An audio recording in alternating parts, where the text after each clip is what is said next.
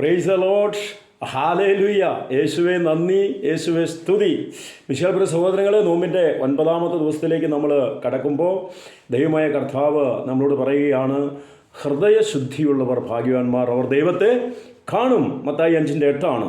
നിയമാവർത്തനം 14:2 പറയും, നിങ്ങളുടെ ദൈവമായ കർത്താവിന് പരിശുദ്ധമായൊരു ജനമാണ് നിങ്ങൾ.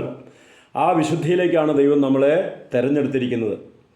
ഭൂമുഖത്തുള്ള മറ്റെല്ലാ ജനതകളിൽ നിന്ന് ദൈവം നമ്മളെ തിരഞ്ഞെടുത്തിരിക്കുന്നത് വിശുദ്ധ ജീവിതം, പരിശുദ്ധ ജീവിതം നയിക്കുവാൻ വേണ്ടിയാണ്. നിങ്ങൾ ദൈവമായ കർത്താവ് പരിശുദ്ധനായിരിക്കുന്ന പോലെ നിങ്ങളും പരിശുദ്ധരായിരിക്കും. എന്തുകൊണ്ട് നമ്മുടെ ജീവിതത്തിൽ വ്യക്തമായ ഒരു ദൈവാനുഭവം ഉണ്ടാകുന്നില്ല? നമ്മുടെ നിയോഗങ്ങളുടെ മേൽ, വിഷയങ്ങളുടെ മേൽ കർത്താവ് എന്തുകൊണ്ട് ഇടപെടുന്നില്ല? ഈ ഒരു ചോദ്യം നമ്മുടെയൊക്കെ ഉള്ളിലുണ്ട്. കർത്താവ് പറയുകയാണ്, ജോഷുവ 3:5 ജോഷുവ പ്രവചനത്തിൽ പറയുകയാണ്, നിങ്ങളെ തന്നെ വിശുദ്ധീകരിക്കുക, നാളെ നിങ്ങളുടെ ഇടയിൽ കർത്താവ് അത്ഭുതങ്ങൾ പ്രവർത്തിക്കും.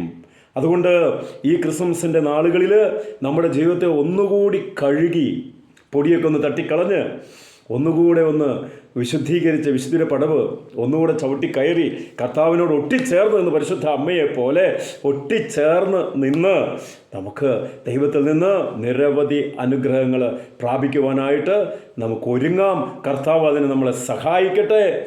നിത്യം പിതാവിൻ്റെയും പുത്രൻ്റെയും പരിശുദ്ധാത്മാവിൻ്റെയും നാമത്തിൽ തന്നെ ആമേൻ.